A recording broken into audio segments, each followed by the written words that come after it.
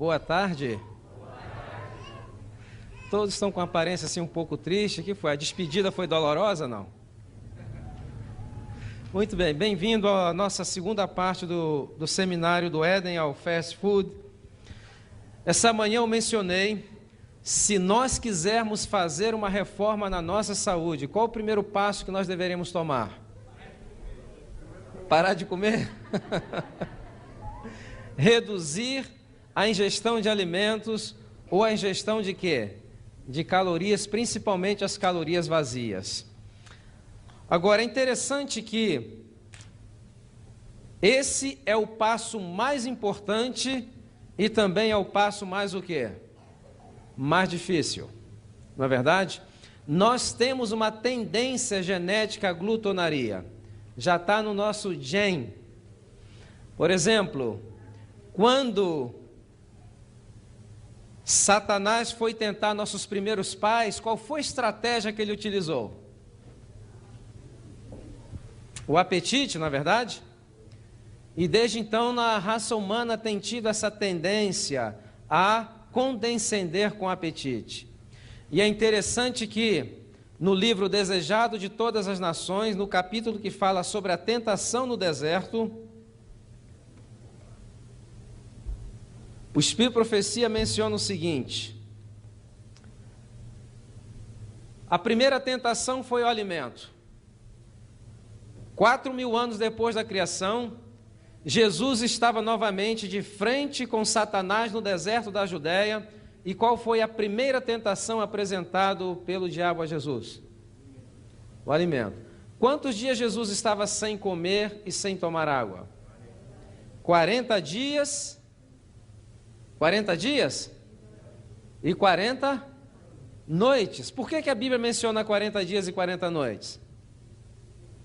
Porque os árabes, durante o Ramadã, eles também jejuam 40 dias. Só que durante a noite comem à vontade.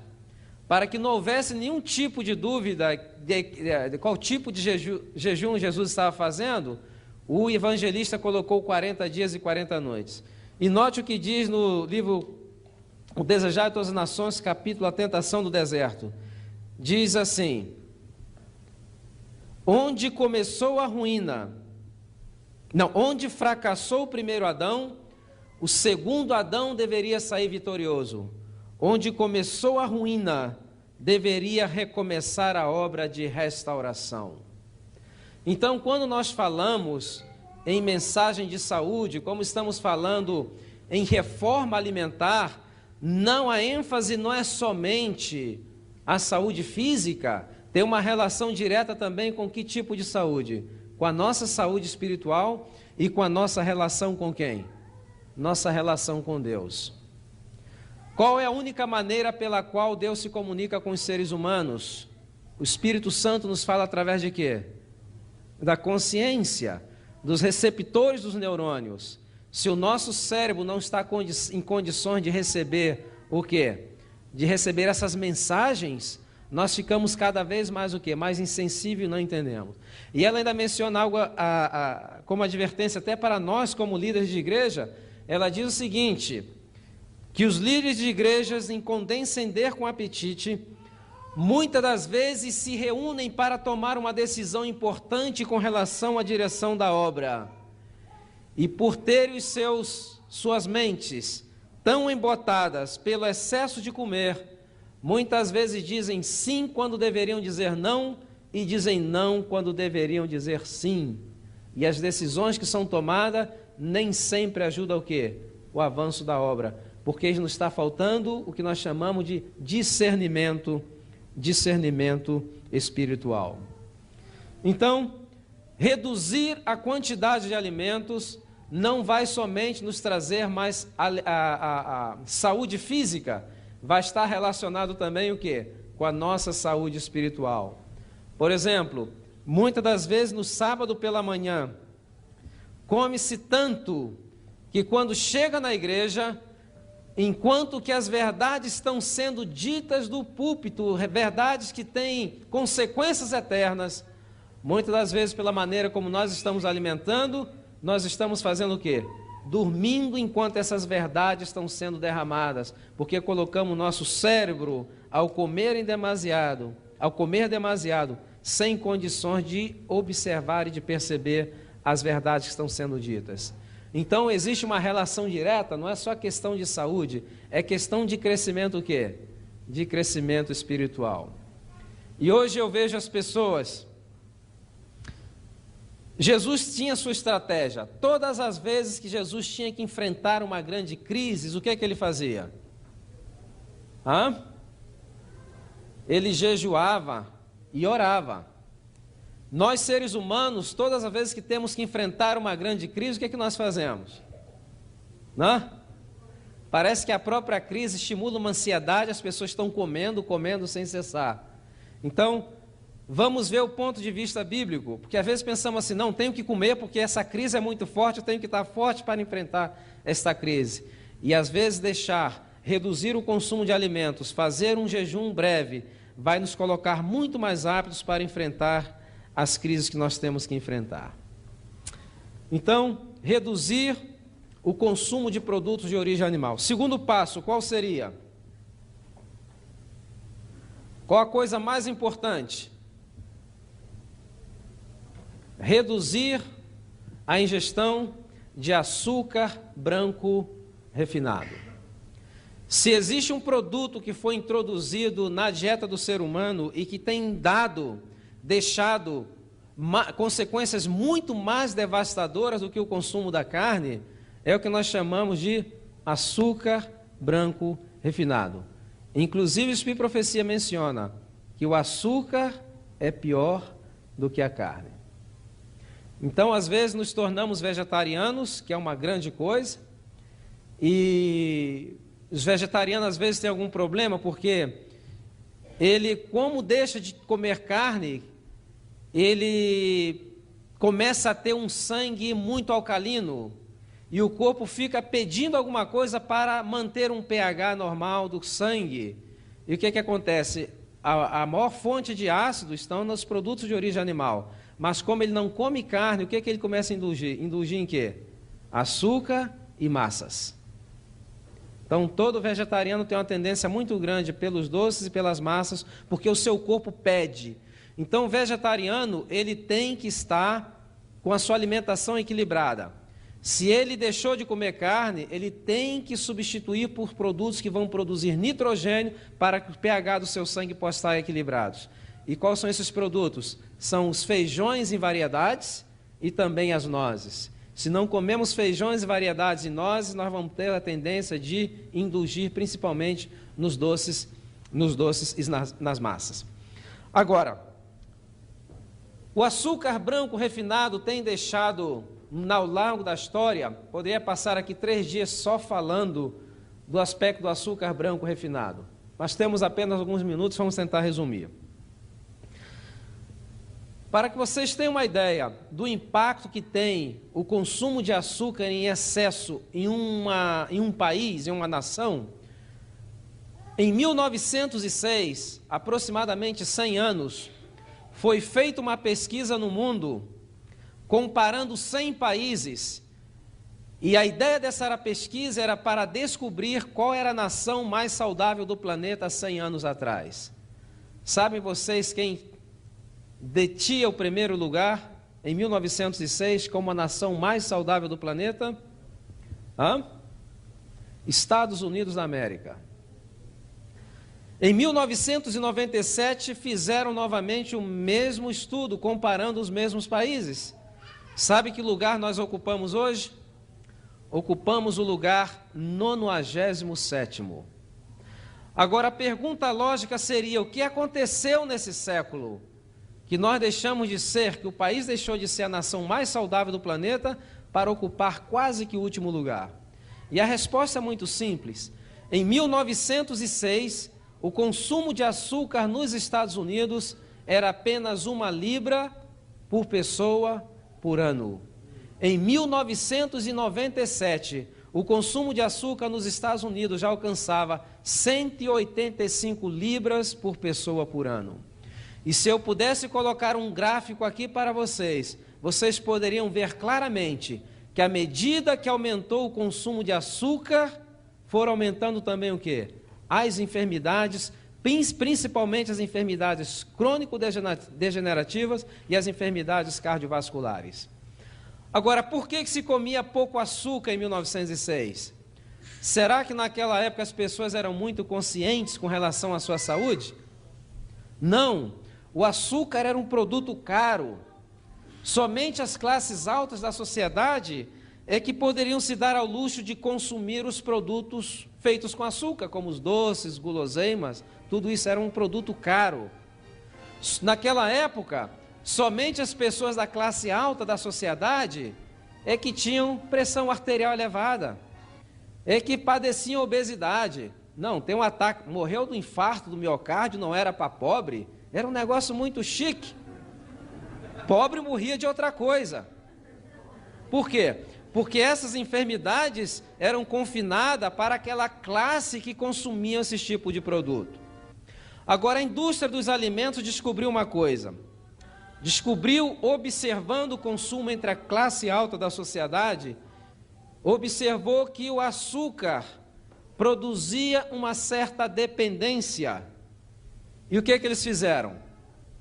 Começaram a desenvolver melhores maneiras de produção em massa, os preços caíram e começaram a acrescentar em todos os produtos industrializados o quê? O açúcar. Hoje, se você chega em casa e diz o seguinte, eu vou jogar fora tudo que tem açúcar refinado, você vai ficar com o quê? Só com frutas e verduras se tiver em casa, porque tudo tem açúcar, porque a indústria dos alimentos já sabe que o açúcar provoca uma dependência física.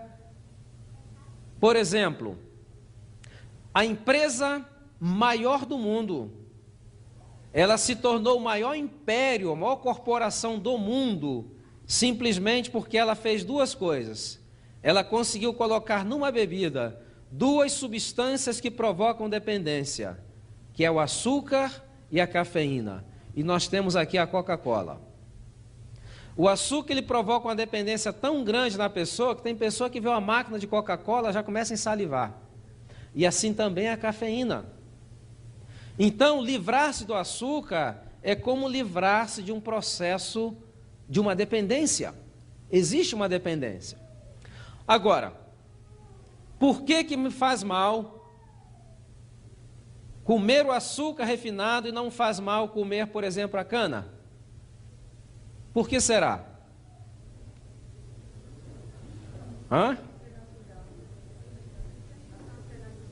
Açúcar é natural. Não é processado. O que mais? Não é concentrado. Muito bem. Para que vocês tenham uma ideia da concentração da sacarosa que nós temos hoje, para se obter uma colher de açúcar, se necessita 3 metros de cana. Eu acho que você comeu 1 metro, a boca já cansou. Não é verdade? Agora, quando você toma uma Coca-Cola ou um outro refrigerante enlatado, eles têm uma média de 10 a 12 colheres de açúcar. Isso quer dizer que quando nós tomamos uma Coca-Cola, nós estamos consumindo sacarose equivalente a quantos metros de cana? Faz 30 metros. A média nacional são 2 latas de soda por pessoa por dia nos Estados Unidos. Então, por dia, somente da cana se consome equivalente a quantos metros, a sacarose equivalente a quantos metros de cana? 60 metros de cana, equivalente quase que um canavial, não é verdade? Agora, quais são os efeitos desse produto no nosso organismo? Bom, aqui vem as primeiras implicações. Quando nós temos a cana, o melado, o caldo de cana, a proporção de sacarose que nós temos ali é apenas 32% aproximadamente. Os outros 70% consiste de quê? Ali você vai ter enzimas, você tem vitaminas, você tem fósforo, você tem cálcio, você tem magnésio, você tem ferro. No processo de refinamento, o que é feito com esses produtos? São eliminados. E nós ficamos com 99,9% de quê? Sacarose. Quando ingerimos esses alimentos nesse estado, porque tecnicamente é uma droga. A definição de droga é o seguinte: todo produto que está separado daqueles produtos que o acompanham naturalmente na natureza. E a sacarose está o quê? Separado. Tecnicamente é uma droga. Por isso que ele exerce um certo efeito de dependência no nosso organismo. Então, essa dependência, ela se faz, tem pessoas que tentam de deixar de comer açúcar e passa como se estivesse deixando alguma droga. Tem dores de cabeça, tem crise de hipoglicemia. É algo realmente difícil. Agora, quando nós comemos a sacarose sem os elementos que acompanham na natureza, porque aqueles elementos que o acompanham na natureza têm a sua função no processo de digestão e de assimilação daquele produto. Por exemplo, a sacarosa, ela tem que ser transformada em hidróxido de cálcio para poder ser absorvido e ser metabolizado. Agora, se ela está sem o cálcio, aonde que o corpo tem que lançar mão para poder obter o cálcio e transformar em hidróxido de cálcio? Da onde que se lança a mão? Cálcio dos ossos. Por isso que hoje nós vivemos uma epidemia de osteoporoses. Porque não é porque está faltando cálcio na dieta, isso é uma história. Não existe na literatura médica deficiência de cálcio na dieta. A pessoa pode ter uma deficiência de cálcio por problemas de absorção, mas não porque não falte cálcio. O cálcio é abundante, ele é tão importante que ele é abundante. Agora, se consulta com o médico vai, você está com osteoporose. O que ele passa? Ele passa lá, ok, vou passar para você Fosamax, que é um dos mais comuns que se prescreve hoje. Mas é como tentar colocar água numa vasilha que está o quê? Está furada. Está furada. E quem é que está roubando o cálcio? O açúcar está roubando o cálcio dos ossos, porque o está utilizando no processo de absorção e assimilação em transformar a sacarosa em hidróxido de cálcio. Então, se você tem problema de osteoporose, a primeira coisa que deveria fazer é o quê? Reduzir o máximo que você possa o açúcar branco refinado. Ok? Segundo, nossa dieta tem pouquíssimas vitaminas do complexo B. E as pouquíssimas vitaminas do complexo B, o açúcar vai estar o quê? Vai estar roubando. As vitaminas do complexo B são vitaminas que regulam o quê? Sistema nervoso central. Por isso que hoje, o medicamento que mais se prescreve no mundo, como é que se chama? Prozac. Por quê? Porque vivemos uma epidemia de depressão. Tem pessoas que têm crise de depressão, tem pessoas que sofrem de depressão, não sabem a razão da sua depressão, e que se ficasse pelo menos 3 semanas livre de açúcar, ia ter uma verdadeira transformação no seu estado de humor. Um dos problemas do açúcar no organismo é que provoca o quê? Provoca depressão. Então aqui nós vimos 2 implicações do excesso do consumo de açúcar. A terceira está relacionada com as crianças. Nós temos nesse país hoje 9 milhões de crianças que tomam um medicamento chamado Ritalin, porque são considerados o quê? São hiperativos. Mais de 95% dessas crianças não necessitariam esse medicamento se os pais tivessem cuidado de quê? De o açúcar na dieta dessas crianças. O açúcar ele tem um efeito tremendo sobre o nosso organismo. O açúcar ele tem um efeito direto sobre o nosso caráter. Veja que diz, por exemplo, o Speed Profecia, a respeito do açúcar, há mais de 130 anos, diz o seguinte: o livre uso de açúcar em qualquer forma tende a obstruir o organismo e não raro é causa de doenças. Ainda, o açúcar abarrota o organismo, entrava o funcionamento da maquinaria viva.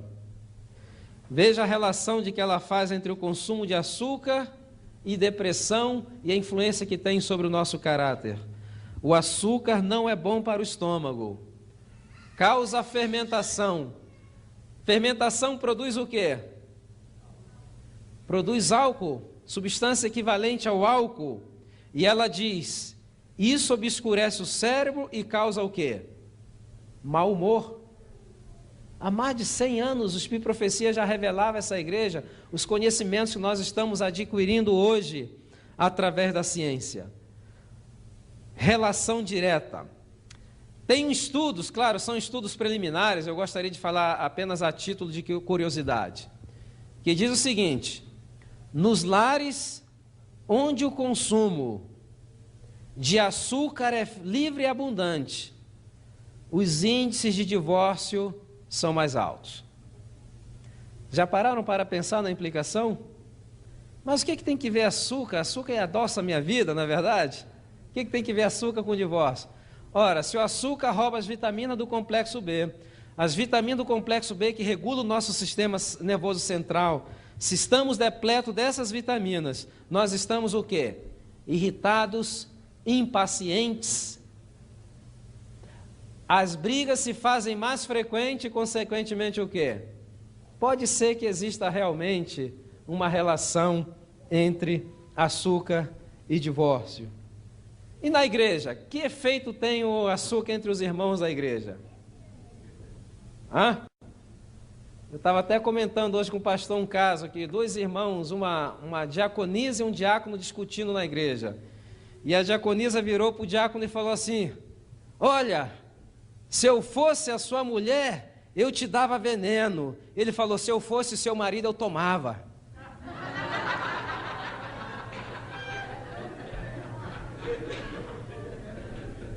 É o quê? Impaciência, intolerância, desentendimento. Já se pode observar todas as vezes que a igreja como um todo melhora a sua alimentação, na igreja vai reinar mais o quê? Reina mais harmonia, reina mais compreensão. E isso não é uma história, isso é uma realidade. Nós podemos ver, por exemplo, se temos nossos filhos estão muito ativos ou rebeldes, alguma coisa, façamos alguma coisa para reduzir o consumo de açúcar refinado e nós vamos ver uma certa transformação no caráter deles. E vocês podem fazer até uma experiênciazinha, quem tem filho.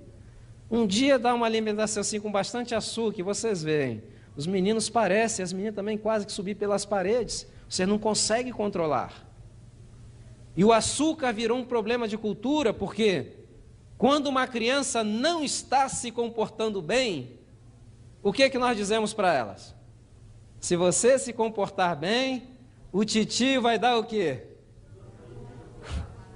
É como tentar apagar fogo jogando mais gasolina em cima, não é verdade?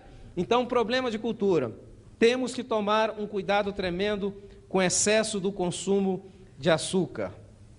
Agora, pergunta lógica: quais seriam as alternativas? O que eu poderia utilizar no lugar do açúcar, não é verdade? Mel. Inclusive, por exemplo, o mel é uma alternativa. Inclusive aqueles que padecem da famosa alergia da primavera, se consumirem mel de abelhas, essas alergias desaparecerão. Mas aqui está o catch: tem que ser um mel produzido na região onde você vive. Vocês moram na região leste dos Estados Unidos, não adianta trazer mel do Afeganistão, da China, não. Tem que ser mel da região. Por quê? Porque o que nós temos dentro do mel? Pequenas partículas de pólen. Quando nós comemos essas pequenas partículas de pólen, o que nós estamos fazendo com o nosso sistema imunológico? Nós estamos dessensibilizando o nosso sistema imunológico. Provavelmente na primeira florada vai se ter uma crise muito leve e na segunda florada já não existirá o quê? Mais crise dessa alergia de primavera. E tem pessoas tomando uma verdadeira constelação de medicamentos para a alergia da primavera e a vacina já está preparada, disponível na natureza e não estão sabendo lançar mão dessa vacina, que é o próprio mel de abelha. A Bíblia diz, come mel que lhe baste, diz provérbio, né? Nós não devemos... Qual é a definição de temperança? Quantos se lembram aí? O que é ser temperante? Ser temperante, vamos aqui no beabá do Adventismo, lembram, né? Ser temperantes é ser moderado, é evitar as coisas que são nocivas e usar com moderação as coisas que são saudáveis. Paracelso já dizia que o que faz uma substância veneno, sabe o que é? É a quantidade. Então, se nós temos as coisas naturais e exagerar, também vamos ter o quê? Problemas. Então, reduzir o consumo de açúcar. Qual seria a outra opção? Opção no lugar do açúcar. Açúcar mascavo. O que mais? O melado de cana é excelente. Agora, as pessoas falam, puxa, eu tento adoçar com melado, mas não fica a mesma coisa, nem com mel. Não vai ficar a mesma coisa nunca. Por quê? Porque nós estamos com o paladar pervertido. Essa é a realidade. Temos que afinar e depurar o nosso paladar. E o que eu posso fazer para depurar o meu paladar novamente? É muito simples. Você pode fazer um jejum de 12 ou 24 horas com bastante água. Depois você vai experimentar, por exemplo, uma banana. Você vai ver realmente quão doce é uma banana e quão doce é uma fruta. Porque seu paladar está o quê? Afinado. Então, um jejum com bastante água de 12 horas é uma maneira de nós começarmos a apreciar o sabor simples dos doces que se apresentam no seu estado natural da fruta. Agora, o mel é um alimento não refinado. Ele tem um efeito laxativo. Ele aumenta o número da hemoglobina. Ele também é útil para o tratamento, sabe de quê? Artrites. É útil para problemas renais e hepáticos. E ajuda os atletas em uma recuperação rápida da exaustão. Que outro produto poderíamos utilizar? Quantos conhecem estévia? Não é uma irmã de outra igreja. A estévia é um produto, é uma planta que existe na região sul do Brasil, pega aquela parte lá do sul do Brasil, junto com Paraguai e Uruguai, é nativa, ela é 400 vezes mais doce do que a sacarose, mas não tem o quê? Os efeitos das calorias vazias. Então, essa é uma boa opção, é até recomendado também para as pessoas que padecem do diabetes. Que dizer dos adoçantes artificiais? É uma boa opção? É uma opção cômoda, né? Mas não é muito boa. Por quê? Por causa de duas substâncias. Uma é o aspartame e outra é o NutraSweet. E agora eu quero falar para aqueles que adoram esses produtos chamados Diet. Será que tem algum valor os produtos Diet? Vocês prestem atenção no nome, o nome já diz Diet. Não é verdade?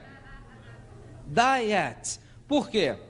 Porque Você, quando toma um produto, utiliza um produto que é diet, na realidade você não está consumindo calorias. Mas a fenilalanina, que é um dos componentes desse produto, vai atuar no centro da saciedade no cérebro. E o que ele vai fazer? Ele vai aumentar o termostato. Você vai estar comendo menos caloria, mas vai estar comendo o quê? Mais, porque a sua fome vai aumentar. Estimula a fome. Então, no diet. Ok? Aspartame. Outro problema relacionado com aspartame. Esses produtos estiveram proibidos nos Estados Unidos durante um período, quase 2 décadas. Antes, eles eram obrigados a colocar nos envelopezinhos as advertências. Esse produto mostrou produzir tumores em cérebro de ratos de laboratório. Ficaram proibidos durante um tempo, mas o lobby do açúcar é muito forte. Conseguiram novamente ser recomercializados e hoje nem essas advertências são colocadas. Em alguns países da Europa, esses produtos são proibidos e está listado pela Organização Mundial da Saúde como possível carcinogênicos. E se observou principalmente na Europa, mulheres que utilizavam muito desses produtos, os filhos tinham a propensão a desenvolver tumores no cérebro. E às vezes os tumores apresentavam já com a criança com 8 a 10 anos de idade. Então são produtos que nós não deveríamos nem pensar em consumi-los. Ok? Agora,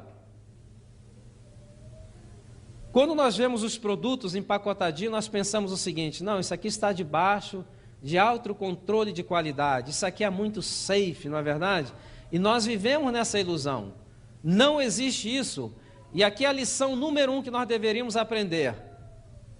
Se você não está preocupado com a sua saúde, eu posso te garantir que o tio Sânio não está nem um pouquinho preocupado. Por quê? Porque existem interesses econômicos que estão acima dos interesses da sua e da minha saúde. Então a iniciativa tem que ser de quem? Tem que ser minha. Ok? E eu vou citar um exemplo. Se o que eu falo aqui são fatos científicos, por que vocês não escutam no rádio, na televisão, alguns comentários a respeito desses assuntos? Porque existe uma regra muito simples: ninguém morde a mão que o alimenta.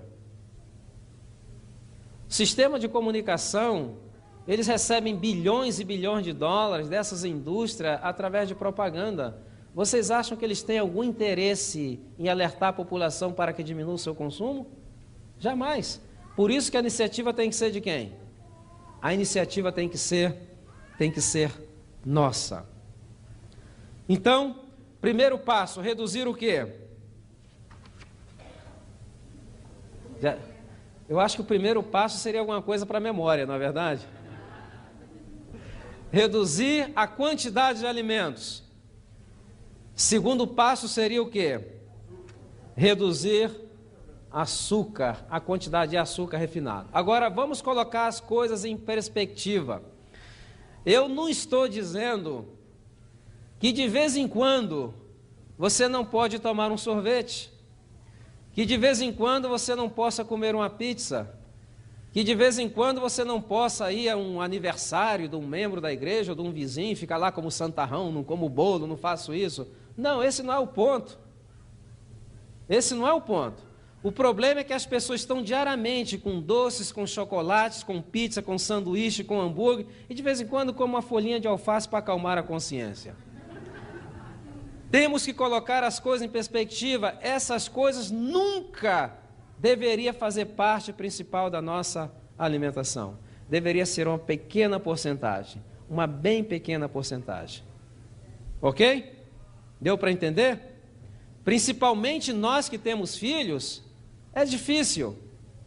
Eu tenho um filho, meu filho tem 12 anos, e como todo menino criado nesse país, às vezes nós temos os filhos, e quando nasce, nós estamos ali, cuidando deles com aquela preocupação, esperando a criança balbuciar as primeiras palavras.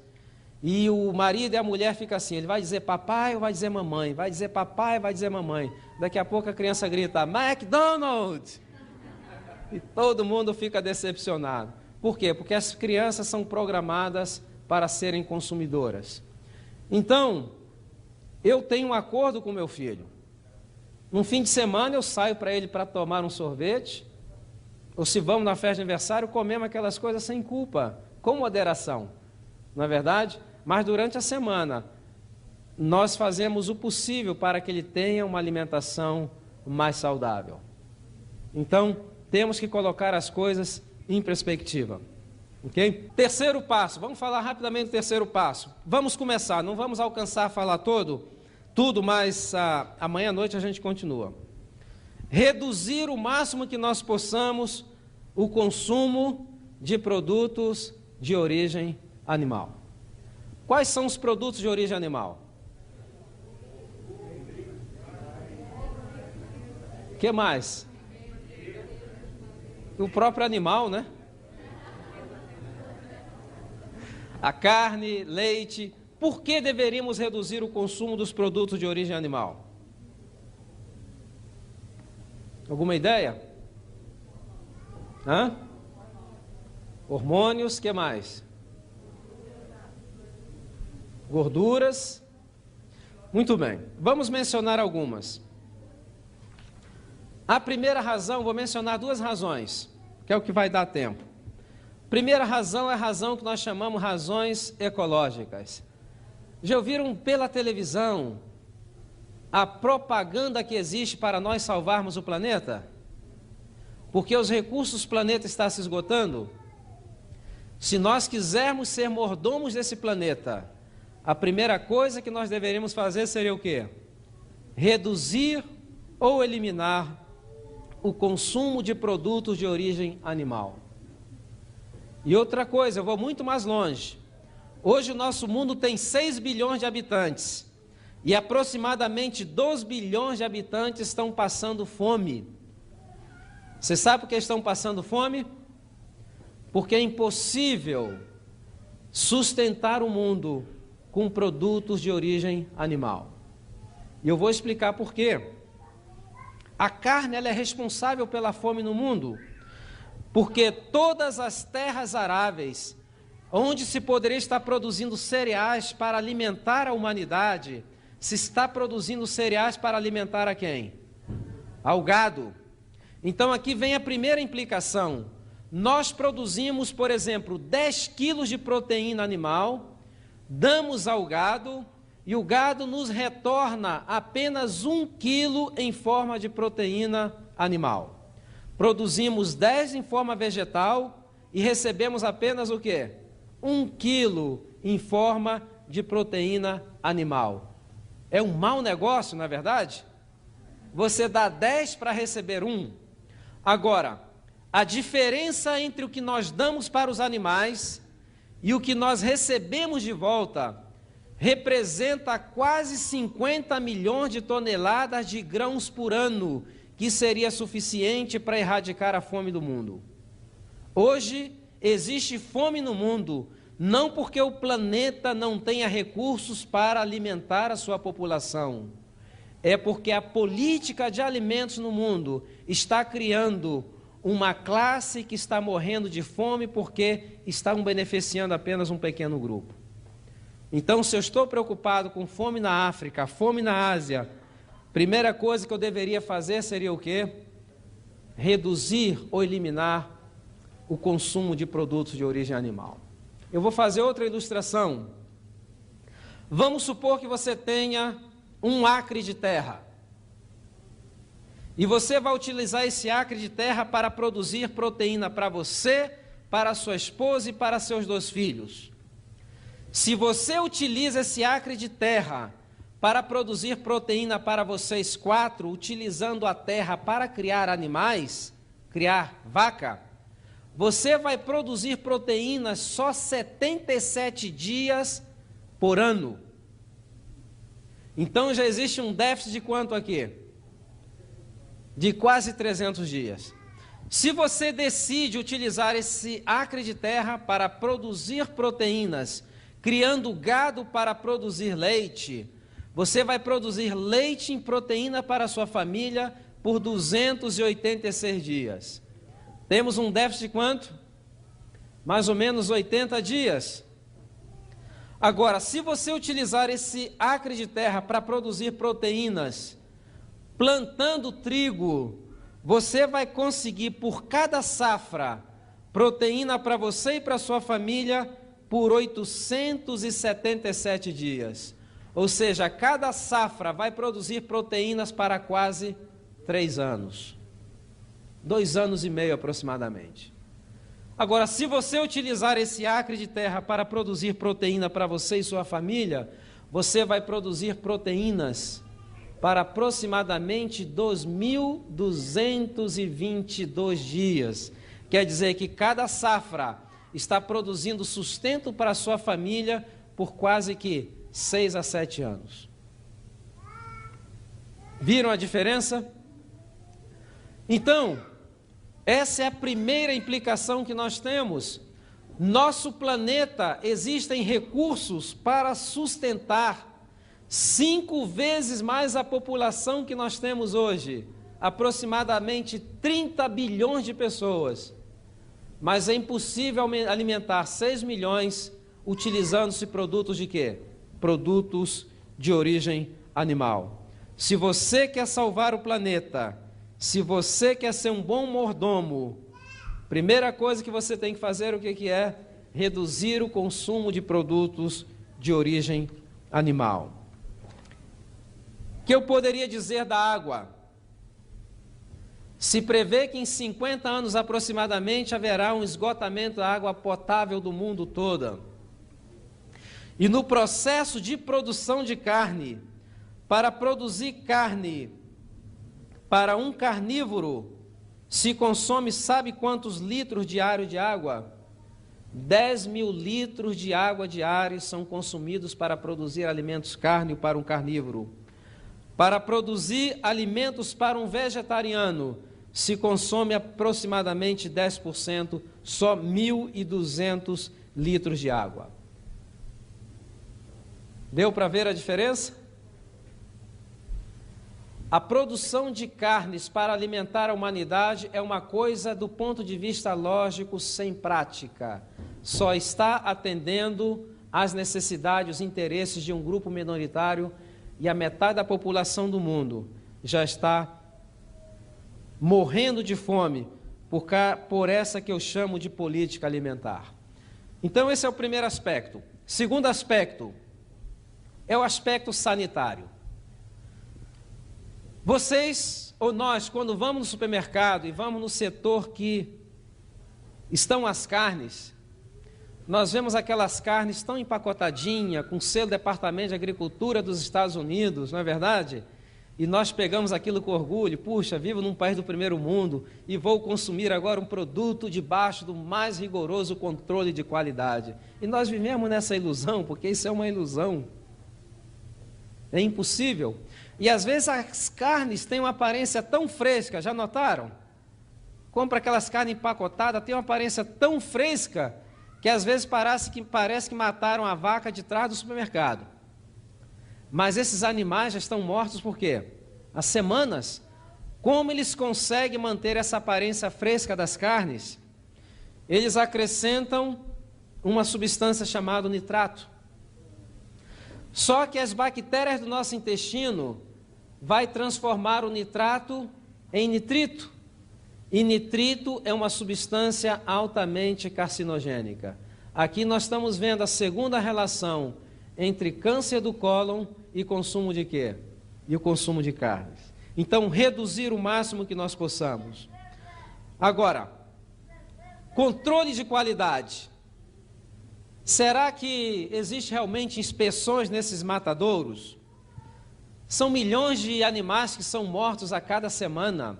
Necessitaria um exército de inspetores para fazer uma inspeção bem acurada. No máximo que os inspetores fazem, o que eles fazem?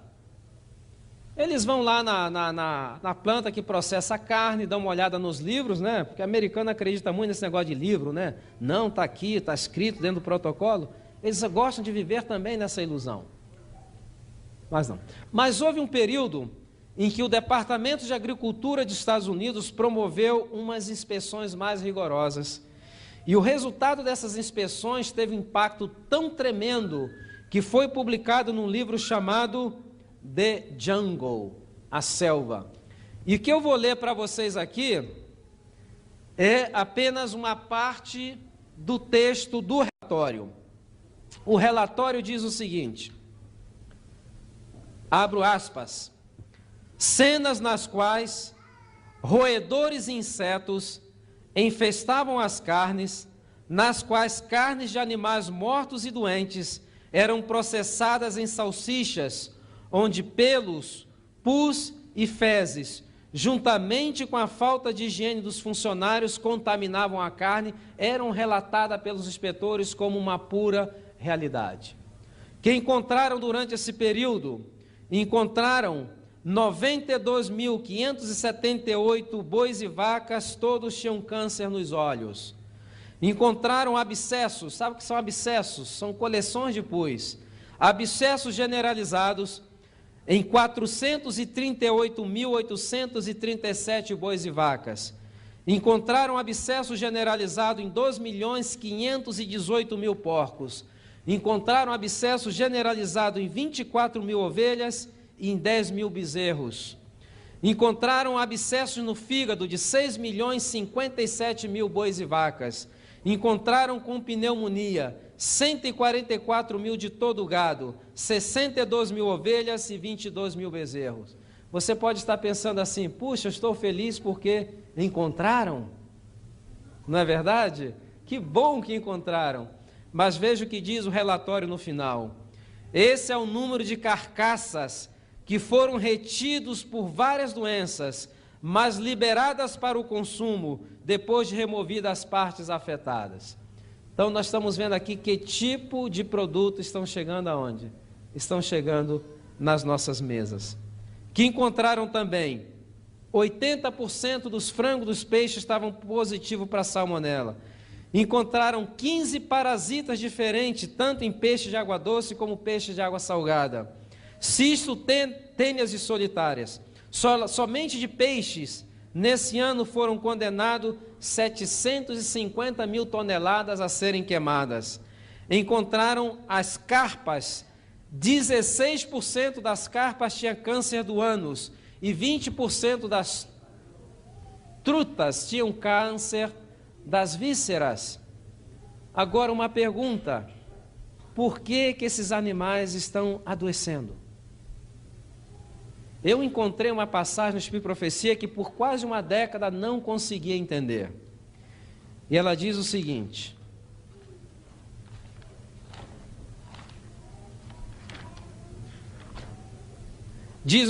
conselho sobre regime alimentar.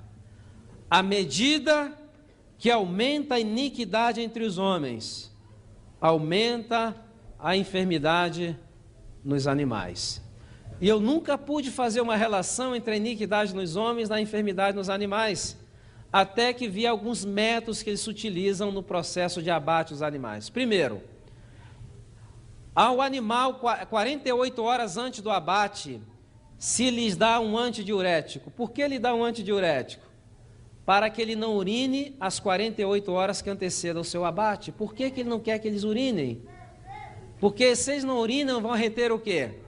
Água. Isso representa de 11% a 13% a mais no peso no momento do abate. Agora, quer dizer que nas 48 horas que antecede o abate do animal, todos os venenos do seu metabolismo que deveria ser eliminado, onde é que está? Está retida na sua célula, na sua carne. E o que é que acontece? É esse tipo de produto que estão chegando às nossas mesas. Hormônio de crescimento. Eu lembro quando eu era menino, quando eu era jovem, não faz muito tempo, mais jovem, morávamos no campo e minha mãe, para Natal, sempre gostava de uma galinha. Em janeiro, ela via uma galinha assim no quintal, começava a cuidar daquela galinha de uma maneira especial. A pobrezinha não sabia o que estava acontecendo, mas desfrutava daquilo por um ano. E levava um ano para você ter uma boa galinha. Hoje nós temos do ovo ao frango em 35 dias. Como se consegue esse milagre? Hormônio de crescimento. Agora, qual é o impacto do hormônio do crescimento quando ele entra na cadeia alimentar do ser humano? Qual é? Qual é o resultado? Podemos observar alguns. Primeiro, sobre as mulheres. Em lugares e em épocas onde não existe hormônio de crescimento na cadeia alimentar do ser humano, uma jovem vai ter o seu primeiro período, a média é 15 a 16 anos de idade.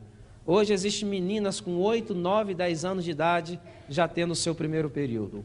Agora, qual vai ser a implicação para ela na sua vida adulta? O que está acontecendo? É que ela tem um período 5 anos mais cedo, uma menarca 5 anos mais cedo, e vai ter uma menopausa 5 anos mais tarde. Então, o hormônio de crescimento na cadeia alimentar está acrescentando 10 anos de período ovulatório no ciclo da mulher. E o que acontece? Quando chega a menopausa, ela está completamente exausta de estrogênio, já não tem mais uma gota, e quando entra no período da menopausa, tem que ser cuidado como se fosse o quê? Uma enfermidade, pela sintomatologia que sente. Então, essa é a primeira implicação. Vamos falar a respeito da segunda aplicação amanhã à noite. E vamos falar, hoje nós só apenas tocamos bem de leve no problema dos produtos de origem animal. Vamos entregar agora o horário ao Samuel. E amanhã à noite nós vamos fazer um diagnóstico do estilo de vida de vocês. Vou trazer um formulário, vou distribuir. E tem perguntas ali para que vocês possam fazer o autodiagnóstico e saber onde é que estão falhando e onde é que deve melhorar. E amanhã à noite também vamos ter espaço para as perguntas que pela programação extensa hoje nós não vamos ter tempo. Amanhã às 8 horas da noite, ok?